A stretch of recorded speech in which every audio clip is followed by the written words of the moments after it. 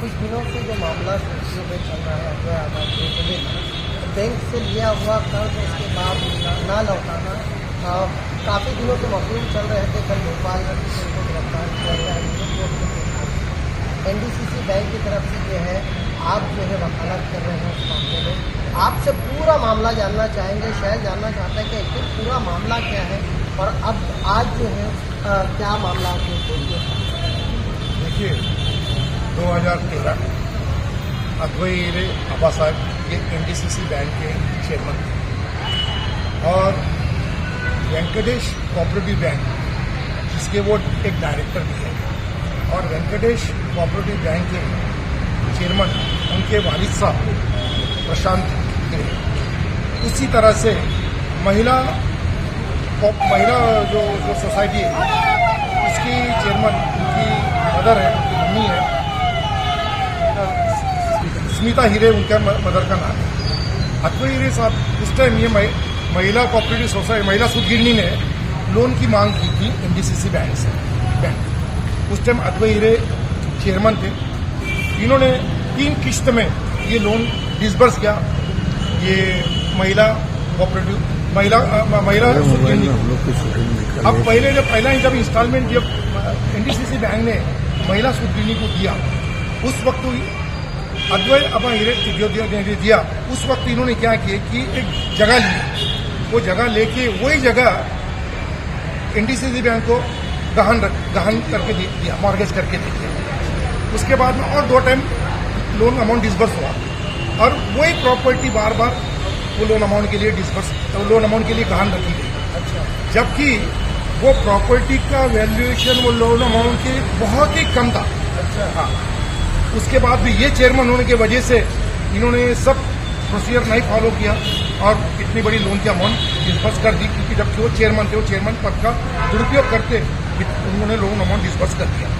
अब वो डिसबर्स करने के बाद में उसमें का कुछ अमाउंट उन्होंने 6 कोटी और उस पर और कुछ अमाउंट है वो उन्होंने वेंकटेश कोऑपरेटिव सोसाइटी में भी कुछ जमा करा, जबकि वो सूद गिरने के लिए लोन अमाउंट दिया गया था। महिला जो सूद गिरने के लिए वो अमाउंट उसमें जाना चाहिए था, उनके अकाउंट में जाना चाहिए था, तो इन्होंने उसमें का 6 कोटी अमाउंट वेंकटेश कोऑपरेटिव में भी डिस्कस करा था।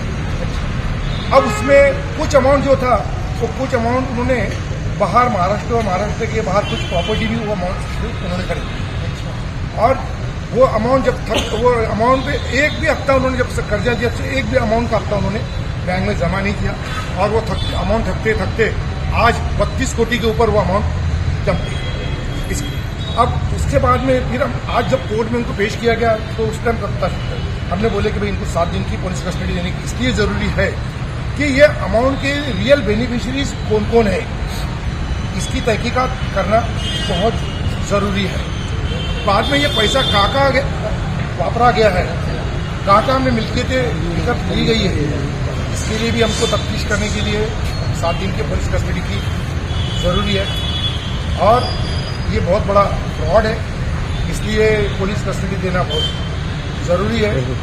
और उनके तरफ से जो दलील करी गई उनका कहना था कि ये फ्रॉड का मामला नहीं है। हमने कोर्ट को सब कागज बताए और कोर्ट ने भी सब कागज देखते हुए कि इसमें डीप इन्वेस्टिगेशन होना बहुत जरूरी है। उसी तरह से जब ये हाईकोर्ट में यहाँ पे अटक जामीन उनका नामंजूर हुआ उसके बाद ये हाईकोर्ट में गए थे। हाईकोर्ट ने भी उनको पहले इंटीरियम प्रोटेक्शन दिया था और 25 लाख रुपए उनको भरने के लिए कहा था।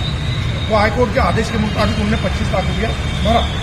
बाद में जब वो मेन एप्लीकेशन की सुनवाई हुई, जब हाईकोर्ट ने देखा कि इसमें बहुत बड़ा फ्रॉड दिख रहा है और इसलिए फिर हाईकोर्ट ने उनका जामीन अर्जी अटक को जामीन अर्जी नामंजूर किया और फिर कल पुलिस ने उनको भोपाल में अटक की और आज कोर्ट के सामने उनको पेश किया।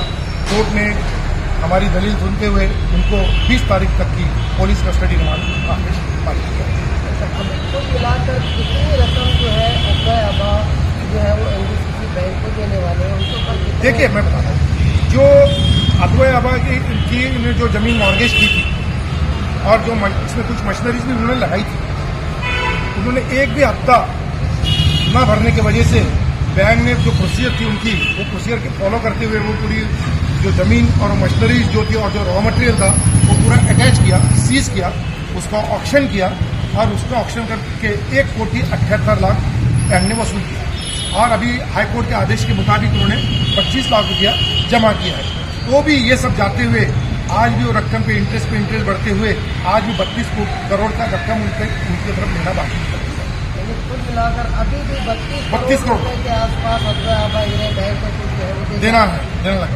और उन्होंने जो पर्पस के लिए वो लोन दिया था, सैंक्शन किया था, वो पर्पस के लिए वो लोन अमाउंट वापरा गया नहीं।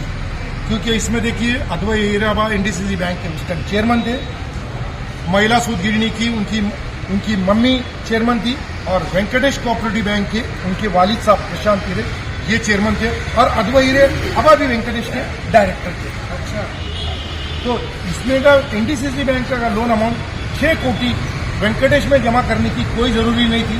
वो कहाँ पे जमा होना चाहिए था? वो जिस पर्पज के लिए वो रेणुका महिला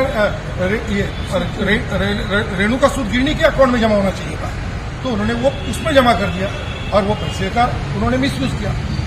अच्छा, इस चीज को लेकर थोड़ा सा एक पॉलिटिकल माहौल बनाया जा रहा है कि कहीं ना कहीं से माला पट्टी दादा मुझसे जो है इस बात को ज्यादा बढ़ावा दे रहे, वरना ये मेरे इतना बड़ा नहीं था। आप जो है पूरे डॉक्यूमेंट आपने देखी है, हकीकत क्या होता है? देखिए, इसमें कोई भी पॉलिटिकल कोई भी इश्यू आता नहीं है। इसमें दादा भूसे साहब का भी कहीं इन्वॉल्वमेंट आता नहीं है। इसमें जो फिरियादी है ये बैंक के रीजनल ऑफिसर है, वो उन्होंने फिरियाद दी है और ये सब कागज पे ये मामला क्लियर दिख रहा है क्या फ्रॉड कैसा हुआ है। और हाईकोर्ट ने भी जब अटक पूर्व जामीन जो नामंजूर किया है उसमें पैरा 23 में उन्होंने हाईकोर्ट ने भी ऑब्जर्वेशन किया है कि prima facie it seem that fraud has been committed, ऐसा हाईकोर्ट ने भी ऑब्जर्वेशन किया है। और हाईकोर्ट ने भी देखा है पॉलिटिकल मिलिट्री का कोई ताल्लुक नहीं है। और जो डिले हुआ है तो डिले जो इन्वेस्टिगेशन में हुआ वो पुलिस की तरफ से शुरू में डिले हुआ है, नहीं ऐसा नहीं है, लेकिन यहाँ पे पॉलिटिकल इशू कहीं भी आता नहीं है।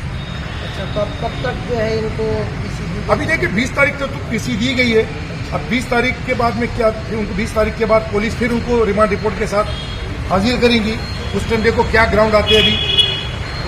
अच्छा, इस ताल्लुक से मालेगांव शहर के अलावा भी कहीं और मुकदमे जैसे रमजानपुरा में है, देखिए वो मुकदमे है, वो जो कुछ लोगों को जॉब देना था उनको जॉब नहीं दिया गया, उनसे पैसा लिया गया वगैरह, वो ऐसे मुकदमे कुछ दायर हुए। इस ताल्लुक से सिर्फ रमजानपुरा पुलिस स्टेशन में ही मुकदमा ये जो इशू है बैंक का इशू है। हाँ। एनडीसीसी बैंक का पैसे का इशू है। अच्छा। जो बैंक ने लोन दिया था, अच्छा, रेणुका सूद गिरनी को दिया था, ये इसका सिर्फ इससे ताल्लुक है। वासिफ सर हमसे बात कर रहे थे, साहब उनका कहना है कि इसमें कहीं भी किसी भी किस्म की कोई सियासी पहलू नहीं है, कोई सियासी एंगल नहीं है, पूरा मामला क्लियर है। 2013 से जो है गलत तरीके से बैंक से लोन लिया गया, जिस मद में लोन लिया गया था, जिस चीज़ के लिए जिस पर्पज़ के लिए लोन लिया गया था उस पर्पज़ में इस्तेमाल ना होते हुए दूसरे पर्पज़ में इस्तेमाल किया गया। और एनडीसीसी के उस वक्त जो है चेयरमैन बताए जा रहे हैं उस वक्त अद्वैत हीरे थे और उन्होंने अपने पद का गलत इस्तेमाल करते हुए पैसे को एक बैंक के अकाउंट से निकालकर दूसरे बैंक के अकाउंट में जहाँ के डायरेक्टर थे वहाँ पर उन्होंने डाला है, ऐसा वासिफ सर का कहना है। आगे की जो भी मालूमात रहेंगी हम आप